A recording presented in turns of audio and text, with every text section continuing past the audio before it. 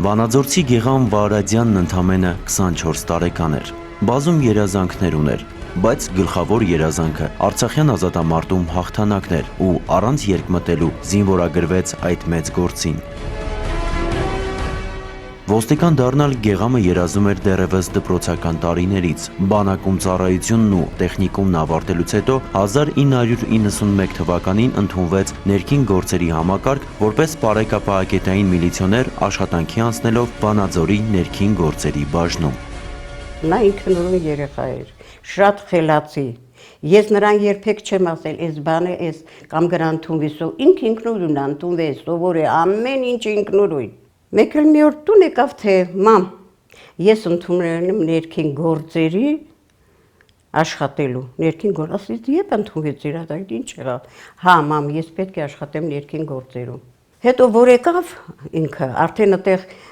արդեն դրությունը լավ չէր։ Իրանց մոտ ջոկատներ կազմեցին, ջոկատ, որպեսզի պետք է գնան։ Ինքն էլ էր համալրվել, ինքն էլ էր գրվել, որ գնա։ Ջոկատ գնում էին 20 օրով, 15 օրով, այդպես գնում էին։ Բայց դե ծնող ենք էլի, ես ասում էի, հա, ինչ կա, ինչ ես գնում, ինձ ասում էր, մամ, դուք ոչ մի բան չեք տեսնում։ Դուք ստե նստած եք, ոչ մի բան չեք տեսնում։ Ես որ չգնամ, ով գնա։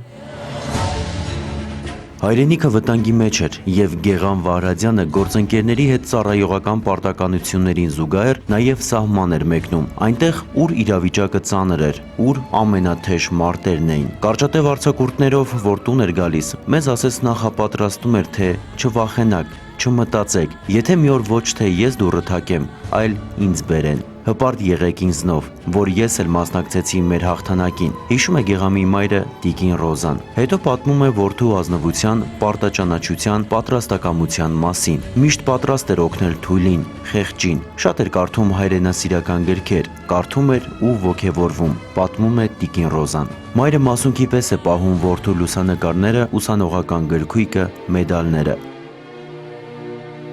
Որդու զոհվելը Տիկին Ռոզայի սիրտը կանխազգացել էր։ Գիշերը քնից մեջ ձայն լսեցի. մամ, մամ։ Սարսափահար վեր թռա, ինձ թվաց Գեղամիս ձայնն էր, իսկ առավոտը գուժում է Գեղամ Վարադյանի զոհվելու բոթը։ Հետո որդու մարտական ընկերները պատմում են, որ Գեղամը վերջին շնչում մորն է ձայն տվել։ Հիմա մոր մխիթարանքը որդու գերեզմանին թարմ ծաղիկներ տանելն է։ Խոսում եմ հետը ու ինձ թվում է ինքը լսում է ինձ, ասում է Տիկին Ռոզան։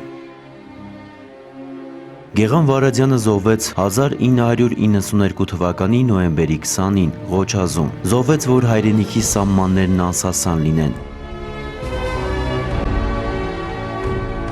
Ոստիկանության բազումի բաժնի պետի տեղակալ Սանասար Հարությունյանը աշխատել է Գեղամ Վարադյանի հետ։ Հիշում է, կարգապահ, ծառայությունը սիրող երիտասարդ էր։ Մեզ համար անակնկալ չէր, երբ նա առանց վարանելու մեկնում էր սահմաններ, հատկապես ամենաթեժ կետերը։ Իր հետ մարտական այդ օրերին անցկացրած ծառայողները միշտ բարձր էին գնահատում Վարադյանի մարտական ոգին, նրա հայրենիքի նվիրումը։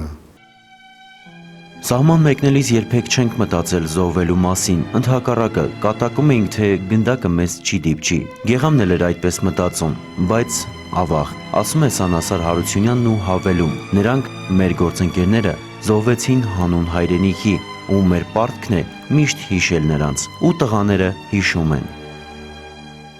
Նրանք Արցախյան ազատամարտի տարիներին նաև սահման պահած Վանաձորցի ոստիկանները հաճախ են լինում քաղաքի վրա իշխող այս բարձունքում, Պանթեոնում։ Այցի են գալիս զոհված ընկերների շիրիմներին ու հիշում։ Հիշում են այն ծանր փորձություններով լի ու նաև հերոսական օրերը, երբ բռունցքվեցին, հայրենիքի զինվոր դարձան ու կերտեցին հաղթանակը։